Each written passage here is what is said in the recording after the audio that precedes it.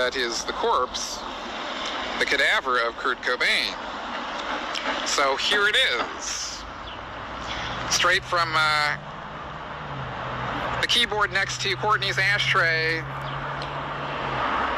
to that guy in Massachusetts, to my email to you. Quote, "They fired the first guy, but they never fired the rest of them. I forget the name. Blythe's Funeral Home, is that it? Blade's Funeral Home? Anyway, they didn't fire anyone else. They probably all still work there. Some little shit worked at the Seattle coroner's office. He volunteered to accompany the body to the funeral home. When he got there, he dressed the body and had his friends come and videotaped him and his friends dancing with the body. They danced with him. Then one of them cut him. They cut parts of him and they kept them. Then he somehow got a hold of the suicide note and made t-shirts of them. Then I found out in a really horrible way. Someone had taped this tape of them dancing with his body after they shaved his head. There's, I can't watch it, girls sitting drinking beer while they play Pearl Jam music and dance with his body broken and bloody. They shaved his head. Okay, you want more? This funeral home is part of a chain because Edward went through this with me when his mom died. He found out the funeral home was the same chain, and him and his brother went there and stayed until she was put in the oven and cremated. The chain is $1 billion a year business based in Houston. I decided to quietly and without telling Wendy and Kim sue them for a lot, as it seemed every employee at the home danced with him and cut him. Someone cut out his heart. I was going to take money from these fuckers and just put it in Wendy's account. I know if I publicized this, it would disgrace the poor kid even more.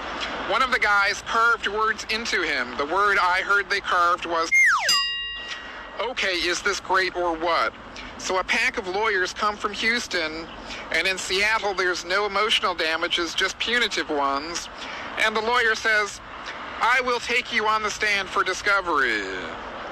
And I bluff and I say, "I will call Newsweek. There was a Vanity Fair article about your insane chain and how corrupt it is."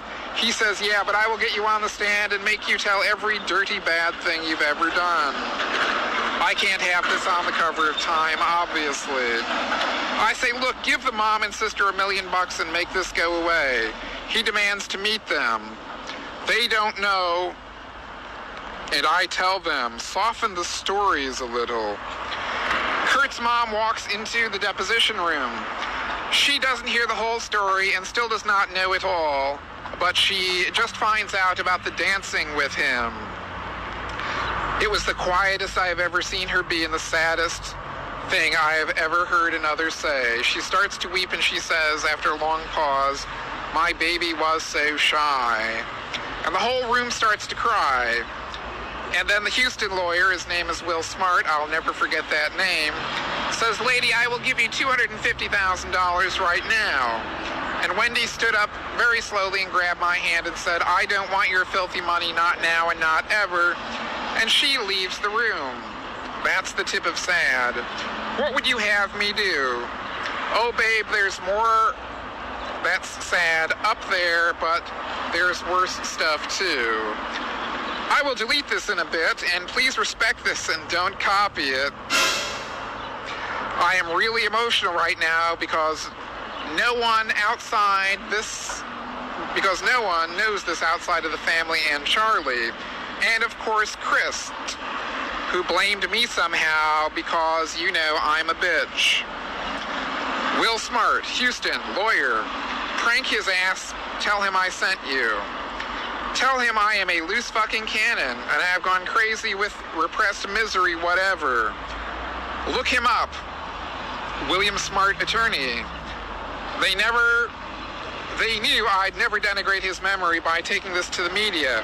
While you're at it, call Dr. Steve Scappa in LA and ask him how he's not suicidal, he just needs to be separated from Courtney and Francis thing works.